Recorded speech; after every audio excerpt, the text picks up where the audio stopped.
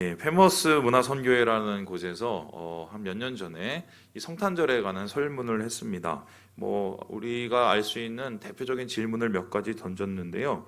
다음 보시는 것처럼 이 크리스마스 하면 먼저 생각이 나는 게 뭡니까? 라고 질문을 했습니다. 보시다시피 캐럴, 그리고 산타클로스 선물, 기타 크리스마스 트리 이런 것입니다. 근데 보시다시피 예수님에 대한 부분은 전체의 5분의 1도 채 되지 않습니다.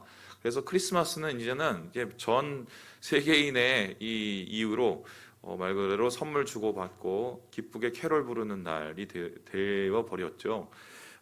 지금 캐롤도 저작권 문제 때문에 함께 한목으로 풀 수가 없지만 어쨌든 이 크리스마스 날과 선물은 이제 떼어질 수밖에 없는 파티 이런 날이 돼버렸습니다. 그래서 그렇다면은 크리스마스가 당신에게 어떤 의미로 다가옵니까 했더니 다행히 좀 이웃을 섬기는 날이라는 생각이 좀 있었습니다. 아니에요. 그런데 그 앞에 보시다시피 가족과 연인과 함께 모여서 소중한 자리를 갖는 날, 이렇게 얘기를 하면서 소위 말해서 가족들이 함께 모여서 따뜻한 시간 보내면서 특별히 연인들 함께 모여서 선물을 주고받는 날, 이런 날로 우리 크리스마스도 변질되어 버렸다. 제가 어제 지나가다가 크리스마스 캐럴이라고 하는 노래를 하나 들었는데요. 듣다가 제가 황당해서 웃었어요. 제목이 뭔지는 잘 모르겠는데 울어버려 산타 할아버지도 혼자야 이런 거예요. 이게 크리스마스는 연인이 모여야 된다, 가족이 모여야 된다, 선물 나눠야 된다, 이런 생각이 있으니까 이때 혼자이신 분은 더 외로워지는 거예요. 이런 인식들이 있는데, 그렇다면 이제 그러면 어떤 선물과 어떠한 이 환영을 도대체 받고 싶은지를 알바 사이트 이걸 구하는 곳에서 이제 구했습니다. 그랬더니 다음과 같은 결과가 나왔는데요. 1등은 현금입니다. 현금이나 상품권 당연하죠. 그리고 2, 3위가 조금 다른데요. 남자들은 이제 전자제품을 원하고 여자들은 명품, 가방, 자파 이런 걸 원하는 여러분 다 받고 싶어 하는 겁니다. 그런데 여기서 더 중요한 건 뭐냐면은 받고 싶지 않는 선물의 베스트 원이 뭡니까? 방역 물품이에요. 그러니까 얼마나 우리가 이 코로나에 찌들어 있으면은 이런 것까지 내가 선물 받고 싶지 않다는 이런 마음속에 스트레스가 있는 건데요. 모든 이들이 이 날을 좀 특별히 선물을 받고 의미 있는 날, 따뜻한 날로 기억하고 싶은 그런 날이 바로 오늘 같습니다. 그렇다면은 이 날은 분명히 선물과 관계된 말은 맞는데 사실 이 날의 주인, 이 날의 생일은 예수님이십니다. 그러면 선물을 받아야 되는 건 정확하게 누구십니까? 예수님이세요. 그러면은 이날의 주인이신 예수님께서는 도대체 어떤 선물을 한번 받아보셨을까? 오늘 말씀을 보는 이 말씀에 등장하는 사람들이 있습니다. 바로 이 사람들인데요. 이 동방박사들입니다. 넘겨주세요. 근데 이 동방박사를 보면은 이 사람들에 대해서 평가를 하기를 경배했다, 하나님께 예수님께 선물을 드렸다라고 나와 있어요. 그래서 이들이 어디로부터 왔는가를 했었을 때 2장 1절에 다음과 같이 이야기를 합니다. 우리 같이 한번 읽어보겠습니다. 시작. 헤롯 왕 때에 예수께서 유대 베들레헴에서 나심에 동방으로부터 박사들이 예루살렘에 이르러 말하되 동방에서 왔다, 멀리서 왔다. 그래서 만일에 이들이 페르시아나 이러한 이란 지금에 해당되는 곳에서 왔다면 거의 한 900마일, 그러니까 1500km를 걸어서 왔을 것으로 판단하고 있습니다. 그리고 이들을 박사라고 얘기를 합니다. 그래서 이 사람들이 최초로 예수님께 선물을 주신 분들이다. 그러면서 이제 사람들은 이들에 대한 여러 가지 추측과 추앙을 하기 시작하는데요. 대표적인 이 부분이 바로 천주교입니다. 카톨릭에서는 이 동방박사의 기원을 나름대로 찾기 시작해서요. 이들의 이름도 찾아냅니다. 다음 보시는 것처럼요. 동방박사를 발타사르, 가스파르, 말키오르 이렇게 3명이었다라고 얘기를 합니다. 그리고 이들 앞에서 이제 성자를 붙여서요. 성인 추대를 합니다. 예수님께 처음으로 생일 선물을 했다. 그리고 심지어는 1월 6일 날 이들 성인의 축제날로 해서서 이들의 이름으로 1월 6일 날 태어난 사람들에게 세례명을 주기까지 합니다. 그런데 특이한 게요. 아르메니아 교회, 그러니까 동방교회의 한 지파 부류 있는데 이 사람 여기에서는 이 동방박사 3인을 뭐라고 그러냐면 카그바 바다다 카리다 바타 딜마라고 부릅니다. 전혀 다르죠. 그리고 이 동방 종교에서는 이 사람들을 뭐라고 부르느냐, 호르 카르수단 바사나터라고 부릅니다. 전혀 일치하는 점이 하나도 없어요. 그렇다면 우리는 좀 의심을 하게 됩니다. 과연 이 사람들이 발타사르, 가스파르, 말키오르가 맞을까? 정확하게 말하면은 이거는 다 추측일 뿐입니다. 그리고 이 사람들이 심지어는 3명일까 아닐까도 잘 모릅니다. 단지 3명이라고 추측하는 이유는 3가지 예물을 드렸다는 것 뿐인데요. 크리소스톰이라는 이 초기 교회의 설교자는 동방박사가 12인이었다라고까지 얘기합니다. 그러니까 이들에 대한 정체는 전체 알 수 없어요.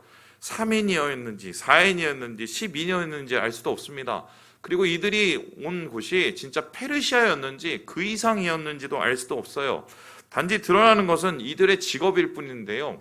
이 성경에 보면 이들의 직업을 뭐라고 그러냐면 다음처럼 마고스라고 하고 있습니다. 근데 이 마고스라는 단어가 이 카톨릭에서는 뭐 이 사람을 왕처럼 대우하는데 전혀 아니고요. 이 단어가 쓰이면요, 마술가, 그리고 좀 좋은 말로 박사, 정확하게 말하면 박수예요. 박수, 무당할 때 박수. 그리고 조금 이것을 다른 식으로 좀 희석시키면 현자, 현인. 이 현인 말하는 게 이게 신라의 달밤 현인 아니에요. 그래서 지혜로운 사람을 얘기합니다. 그러면 이들의 정체는 도대체 무엇이었을까 했었을 때, 당시에 이제 동방에서는 점성술이 발달을 했는데, 그 점성술이 오늘날 점치는 뭐 무당 이런 게 아니고요. 이 천문학과 점성술의 딱 그 경계에 있었어요. 그래서 하늘의 흐름을 보면서 그날의 그 계절의 우기라든가 건기를 파악하고 강수량을 파악하는 뭐 그런 것까지 사용하게 되는데요. 이들은 별을 바라보면서 뭔가 큰 이상을 보고 그것을 통해서 이곳까지 이르렀다라는 것을 추정할 수 있었습니다. 어쨌든 이들은 뭔가 좀 색다른 직업을 가진 별을 보는 사람이었다는 것을 알게 되고요. 그리고 이들이 결정적으로 예수님의 탄생에 기여한 것은 바로 이들이 주님께 드렸던 바로 생일 선물 때문이었습니다. 그 선물은 여러분 잘 아는 거지요. 우리 함께 2장 11절 말씀을 같이 읽어보겠습니다. 시작. 집에 들어가 아기와 그의 어머니 마리아가 함께 있는 것을 보고 엎드려 아기께 경배하고 보배합을 열어 황금과 유향과 모략을 예물로 드리니라. 뭐를 드렸다고요? 황금과 유향과 모략, 이 3가지 예물을 드렸다. 이 3가지 예물은 어떤 것이었을까? 다음 그림 보시면 동방박사들이 드린 3가지 예물을 볼 수가 있습니다. 우리 황금은 뭐 너무 좋아하는 거니까 잘 알고요. 그리고 이 2번째 유향은요, 요즘에 이 유향이 각광을 받고 있습니다. 혹시 유향을 아시나요? 보스웰리아라는 거 아세요? 예, 이렇게 막 그 관절 아플 때 보스웰리아 드시잖아요. 이게 이제 보스웰리아 나무에 있는 수액이 딱딱해지면 저렇게 이제 그 결정이 생기는데요. 그것을 가지고 향을 만들면 그것이 독특한 향이 나옵니다. 그리고 몰약을 드렸다고 합니다. 이 몰약은 이 소나무 같은 것에 이제 수액에서 이제 이것을 가지고 에센스 오일을 만들어서 치료제로 사용하고 부패를 막는 데 사용하는 것인데, 당시로서는 굉장히 비싼 가격에 이 황금과 유향과 모략을 주님께 드렸다라고 이들에 대한 이야기를 남기고 있습니다. 그래서 이 학자들은 이들의 정체는 정확하지 않지만 이들이 바친 이 3가지의 선물은 뭔가 특별한 의미가 있었을 것이다 하면서 수많은 성경학자들이 이 3가지 예물의 의미를 밝히기 위해서 엄청 노력을 했습니다. 그래서 이들이 밝힌 최종적인 결론이 바로 이것인데요. 같이 한번 보여주시죠. 이 3가지 예물은 바로 이런 의미였을 것이다. 첫째로 왕을 위한 황금이다. 황금은 왕을 상징하는 것이기 때문에 예수님께서 이 땅에 진정한 왕으로 오셨다는 것을 이들이 증명하기 위해서 이 황금을 드렸다는 거예요. 2번째로 이 유향을 드린 것은 바로 제사장을 위한 것이다 라고 말을 합니다. 그래서 제사장들이 특별히 주님께 이 독특한 향을 올려드리고 제물 위에다 이 유향을 뿌리게 되는데요.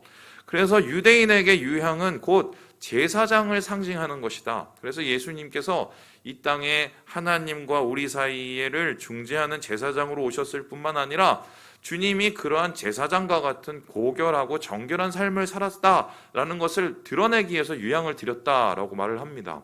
뿐만 아니라 마지막 몰약은요, 특별히 이 몰약은 죽은 자를 그 부패하는 시신을 방지하기 위해서 쓰는 자료였습니다. 그래서 이 니고데모가 예수님께서 죽은 다음에 몰약을 들고 오거든요. 그래서 예수님도 예수님께 드린 이 동방 박사들도 예수님의 죽음을 준비하기 위해서 죽은 자를 위한 몰약을 주님께 바친 것이 아닌가라고 추정을 합니다. 그래서 이 세 가지 예물 속에서 예수님의 삶이 다 드러나게 되는데, 왕이신 예수님, 그리고 주님의 정결하신 삶, 그리고 우리를 위한 대속의 십자가를 이 세 가지 안에 다 품고 있었다라고 설명을 합니다. 그리고 이러한 전통적인 견해가 한 2000년 동안, 최소한 1500년 동안 계속해서 이 세 가지 예물과 따라 붙었어요. 그런데 이 1600년대에 와서 이 우리의 조상인, 믿음의 조상인 이 칼빈 선생님이 이에 대한 다음과 같은 이야기를 답니다. 우리 함께 우리 칼빈의 이야기를 같이 한번 읽어보겠습니다. 시작. 거의 모든 주석가들은 이 예물들이 그리스도의 나라와 제사장 직분과 장사 되실 것을 의미한다는 사변에 빠져 있다. 하지만 나는 그들의 그러한 견해가 옳다는 것을 보여주는 그 어떤 확고한 근거도 알지 못한다. 우리가 알기로는 페르시아인들은 그들의 왕에게 예를 올릴 때에 그들의 손에 예물을 들고 가는 것이 관례였다. 좀 충격적이죠. 칼빈이 그랬어요. 이들이 세 명인지도 정확하지도 않지만 이들이 드린 이 예물이 왕이신 제사장이신 십자가의 죽음을 나타내는 그러한 것을 꼭 상징하기 위해서 이들이 하나님 앞에 드렸을까? 물론 주님께서 그러한 삶을 사시기 위해서 하나님께서 상징적으로 그걸 보여주실 수는 있겠죠. 하지만 최소한 저 멀리 페르시아에서 온 소위 말해서 점성술사가 그 모든 것을 다 꿰뚫고 와갖고 예수님께 그런 걸 드렸을까? 그렇지는 않을 것이다라고 이 칼빈이 이야기하고 있습니다. 그래서 칼빈의 생각에는 왜 유향과 몰약과 황금이었을까? 그들이 그곳에서 가지고 올 수 있는 가장 귀한 것을 갖다 바친 것이다 라고 이것에 더 이상의 의미를 부여하는 것은 옳지 않다고 칼빈은 이야기하고 있어요. 제가 이렇게 설교를 하고 나면 항상 우리 성도님들 중에 몇 분이 오셔서 목사님은 동심파괴 목사라고 어렸을 때부터 알고 있는 설교를 다 뒤집어 놓는다고 했는데, 저도 사실 오늘 저희 아내한테 가서 물어보세요. 그렇게 설교를 하려고 했어요. 왕을 위한 황금, 제사장을 위한 유향, 죽은 자를 위한 몰약, 이렇게 설교하고 싶은데요, 제 학문적 양심상 도대체 이게 안 되는 거예요. 그래서 저는 오늘 여러분과 함께 예수님이 받으셨던 첫 번째 그 선물은 도대체 어떤 의미였을까를 정확하게 좀 더 살펴보려고 하는데요, 좀 더 다른 시각에서 한번 본 거예요. 결국 이렇게 바친 예물이 어떻게 사용됐냐는 겁니다. 그래서 왜 하나님께서 이 동방에서 온 사람들을 통해서 이 예물을 받게 하시고, 그리고 이 예물들을 통해서 도대체 무슨 일을 하시기 위해서 주님이 이것을 허락하셨을까? 저는 그래서 이것을 좀 바꿔서요, 세 가지 예물이 필요했던 이유를 좀 역으로 추적해 보면서 그 의미를 살펴보려고 해요. 우리 같이 첫 번째 읽어보도록 하겠습니다. 시작. 메시아를 위한 증표. 이 동방박사의 새 예물이 필요했던 이유, 이것에 가지고 있는 이유는 첫 번째는 이것이 곧 메시아를 상징하는 것이기 때문이었습니다. 우리 함께 2장 2절의 말씀을 같이 한번 읽어보겠습니다. 시작. 유대인의 왕으로 나신 이가 어디 계시냐? 우리가 동방에서 그의 별을 보고 그에게 경배하러 왔노라 하니. 이들의 출발점을 지금 아니에요. 이 출발점을 동방이라고 얘기하고 있어요. 그것이 만일에 우리가 페르시아 정도로 상징한다면 그 페르시아에서 온 이유가 뭐냐면 경배하러 왔다고 합니다. 그런데 경배하러 오게 된 가장 큰 계기가 뭐예요? 별을 봤다고 합니다. 그럼 이들이 본 별은 무엇일까? 학자들에 따라서는 두 가지의 이야기를 하는데요. 이 기원전 5세기에 헨리의 성이 잠깐 왔었거든요. 그것을 본 게 아닌가 싶고, 또 어떤 사람은 목성과 금성이 이때 이렇게 일렬로 합쳐지면서 빛이 대단했기 때문에 이 빛을 보고 이들이 온 것이 아닌가라고 추정을 하는데요. 중요한 것은 이들의 발걸음을 움직인 이 빛, 그리고 이 빛을 보고 이들이 올 수밖에 없었던 이유가 뭐냐면 이들이 이미 유대인에게 나실 메시아 사상을 알고 있었기 때문입니다. 이에 대해서 이 알프레드 에더스 하임이라는 교수가 다음과 같이 이야기합니다. 우리 같이 한번 읽어보지요. 시작. 이 시기에는 메대와 바사의 성직자들이 동방의 여러 지역에 퍼져 있었으며 그 나라의 유대인 야스포라가 많이 퍼져 살고 있었다. 박사들은 그들을 통해 이스라엘의 원대한 소망에 대한 지식을 얻었을 것이다. 바로 그때 나타난 그 별에 유대인의 메시아 대망 사상을 연결시킨 것이다. 그러니까 이런 거예요. 동방에는 그때 소위 말해서 유대인 이주민들이 많았던 거예요. 우리나라 따지면 코리아타운 뭐 그런 거예요. 그래서 그곳에서 이들은 거의 잘 사는 게 아니라 하층민이나 억눌린 자로 살고 있었습니다. 근데 이들이 전하는 이 메시지들에 이 동방 박사들이 귀를 기울였던 것 같아요. 근데 그 메시지가 뭐냐면 억눌린 자를 자유케 하고 그리고 갇힌 자를 해방케 하시는 진정한 왕, 이 열방의 왕이 오신다는 그 메시지였습니다. 바로 메시아였죠. 그들이 이러한 새로운 왕의 출현 그리고 진정한 왕의 출현에 대한 소식을 이 유대인 통영에서 전해 듣고요. 공부하다가 갑자기 별이 하나 뜬 거예요. 그것이 하필이면 서쪽에 뜬 겁니다. 아, 그러니까 이들이 말하는 메시아가 드디어 온 것이구나 하고 그 빛을 보고 바라왔고요. 그 빛을 보고 걸어왔을 때 바로 거기서 예수님을 만난 것입니다. 하나님께서는 이것을 인도하셔서 결론적으로 이 새 예물을 통해서 예수님이 진짜 이 세상에 메시아로 오셨음을 우리를 모두 구원하시고 죄와 사망으로부터 우리를 구출시키기 위해서 오셨음을 드러내기 위해서 오늘 이들의 발걸음을 인도하셨다라고 보게 되는 것입니다. 두 번째로 이 새 예물이 필요했던 이유는 무엇일까요? 우리 같이 한번 읽어보겠습니다. 시작. 피난을 위한 자금. 첫 번째 이 세 가지 예물을 드린 이유는 메시아임을 증거하기 위해서 주님이 보내신 거다. 두 번째로 이들이 보낸 이 세 가지 예물은 무엇에 사용됐을까? 예수님의 피난 자금으로 사용됐다는 것입니다. 우리 함께 2장 13절의 말씀을 같이 한번 읽어보겠습니다. 시작. 그들이 떠난 후에 주의 사자가 요셉에게 현몽하여 이르되 헤롯이 아기를 찾아 죽이려 하니 일어나 아기와 그의 어머니를 데리고 애굽으로 피하여 내가 내게 이르기까지 거기 있으라 하시니. 하필이면 동방박사가 그냥 베들레헴에 온 게 아니라 예루살렘에 들렸다가 왔어요. 거기 왕이 사니까 갔겠죠. 근데 그것이 오히려 안 좋은 발단이 되어서 결론적으로 어떻게 됩니까? 이 베들레헴에 있는 모든 아기들이 다 죽게 됩니다. 하나님께서는 이때 예수님을 피난시키고 구출시키시죠. 그래서 이 헤롯으로부터 멀리 떨어져 있는 애굽으로 이들을 보냅니다. 자, 그렇다면 우리로 따지면 지금으로 미국에 보내는 건데요. 제가 미국에 이민 갈 때 아직도 생각하고 있어요.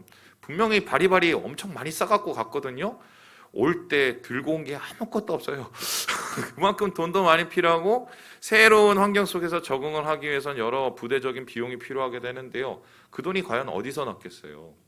마리아와 요셉은 가난한 사람이라 여관도 제대로 구하지 못하는 사람들이었거든요.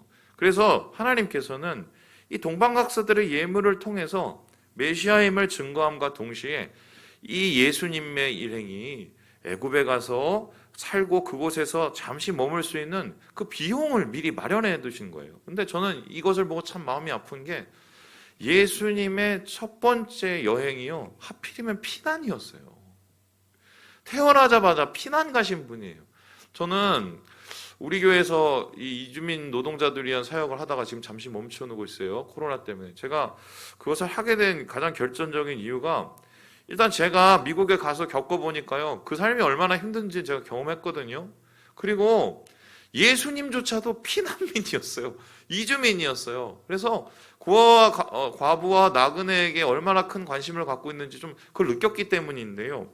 예수님께서는 이 애굽에 머물러 있었을 때 하루 이틀 머무는 게 아니라 꽤 오랜 시간을 머물게 됩니다. 우리 15절의 말씀을 보면요, 이런 기록이 났어요. 헤롯이 주기까지 거기 있었다.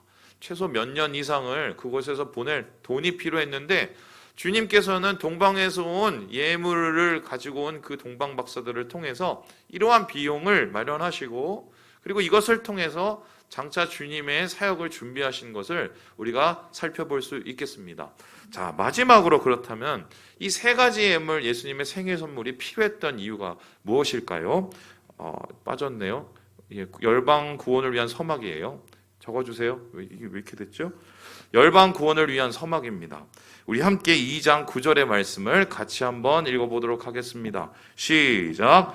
박사들이 왕의 말을 듣고 갈새 동방에서 보던 그 별이 문득 앞서 인도하여 가다가 악이 있는 곳 위에 머물러 서 있는지라. 오늘 이 말씀을 보니까 이 동방에서 온 이 박사들이 이곳에 온 가장 중요한 별에 대한 이야기, 그리고 별이 결론적으로 이 베들레헴으로 이들을 인도했다는 말을 보게 됩니다. 그런데 이 별을 보고 동방에서 왔다라는 것은요, 이미 선지자를 통해서 예언한 바가 있습니다. 그것은 뭐냐면 이사야서 60장 1절의 말씀인데요. 우리 함께 잘 살펴주세요. 60장 6절의 말씀을 같이 한번 읽어보겠습니다. 60장 6절입니다. 6절이요? 6절? 예, 방송실? 예, 6절입니다. 시작. 허다한 낙타 미디안과 에바의 어린 낙타가 내 가운데에 가득할 것이며 스바 사람들은 다 금과 유향을 가지고 와서 여호와의 찬송을 전파할 것이며. 이사야서 6장 60장의 말씀은 회복에 대한 말씀이고 열방 구원에 대한 이야기입니다.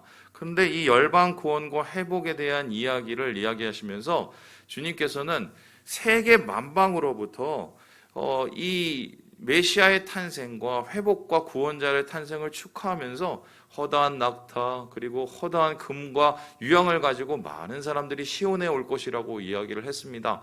이 예언이 바로 이 동방박사들을 통해서 이루어진 것인데요. 그래서 동방박사가 예물을 가지고 이곳에 온 것은 단순히 그들의 개인적인 발걸음이 아니라 하나님의 구원의 서사에서 보면 큰 증거가 되는 것입니다. 이에 대해서 윤석준 교수가 다음과 같이 이야기를 하고 있는데요. 같이 한번 읽어보도록 하겠습니다. 시작. 주님을 경배하기 위하여 온 동방의 박사들은 구약에 계속해서 언급되어 온 마지막 때의 시온을 향하여 몰려오게 될 하나님의 구원에 동참하게 될 수많은 이방인들의 대표자들이다. 우리 주 예수 그리스도는 모든 열국을 자기의 통치 아래 두실 왕이며 모든 동쪽으로 간 자들을 돌이켜 회복시키실 참 에덴의 성취자인 것이다. 성경에서 보면 동쪽에 대한 상징하는 바가 있습니다. 뭐냐면요, 아담과 하와가 죄를 진 다음에 에덴에 어디로 도망갔어요? 동쪽으로 도망갔어요. 뿐만 아니라 가인도 죄를 짓고 나서 동쪽에 가서 거기에 평지에 성을 세웁니다. 그렇다면 성경에서 나온 이 동쪽이라는 것은 죄를 상징해요. 그래서 동쪽으로 간다는 것은 죄를 지러 간다, 하나님을 멀리 떠난다는 것을 의미합니다. 반대로 동편의 반대인 서로 온다는 것은 하나님께 가까이 온다라는 것입니다. 그런데 이 동방으로부터 온 이 박사들은 바로 동쪽에서 서쪽으로 옵니다. 멀어진 곳에서 주님께로 가까이 옵니다. 죄와 사망에서 주의 생명과 은혜로 가까이 오게 됩니다. 그리고 이들의 발걸음은 여기에서 끝나는 게 아니라 모든 백성 그리고 모든 나라 모든 열방들이 주님께 나와서 구원을 받고 회복을 누리며 하나님의 은혜를 바라볼 것을 상징하는 그 서막이 되었다는 것입니다. 이러한 서막의 끝에 이 이사야서는 뭐라고 예언을 하냐면요, 우리 함께 20절의 말씀을 읽고 마무리를 해보겠습니다. 20절입니다. 시작. 다시는 내 해가 지지 아니하며 내 달이 물러가지 아니할 것은 여호와가 내 원한 빛이 되고 내 슬픔의 날이 끝날 것임이라. 그들은 작은 빛을 보고 온지 모르겠지만 이 빛이 큰 빛이 되어서 전 세계를 덮는다. 그리고 전 세계를 덮어서 영원한 빛이 되고 슬픔을 끊어버리는 날로 주님이 만들어 보신다고 얘기하신 거예요. 그래서 이 동방박사들의 세 가지 예물 속에는 모든 열방을 위한 구원, 모든 열방을 위한 하나님의 은혜, 모든 열방을 향한 하나님의 회복의 의미가 나타나 있는 것입니다. 그렇다면 이 이야기가 어떻게 우리에게 전해졌을까요? 우리에게 온 이 수많은 선교사님들, 동에서부터 서로 오셨어요. 미국에서 태평양을 건너서, 호주에서 태평양을 건너서 서쪽으로 왔어요. 복음을 들고 그 복음의 서진을 통해서 어떤 일이 일어납니까? 지금 모든 빛 가운데 거하는 사람들이 예수 그리스도의 은혜를 맛보고 있지 않습니까? 주님의 오심은 바로 이러한 빛이 되신 예수를 모든 백성에게 전하셔서 모든 백성에게 은혜와 회복을 누리게 하시기 위해서 오셨다는 것입니다. 저는 그래서 이 크리스마스를 이렇게 얘기하고 싶은데요. 돌아오는 날이다. 주님께 회복되는 날이다.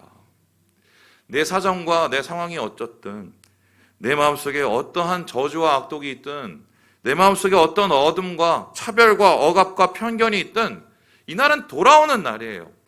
동에서 서로 돌아오는 날이에요.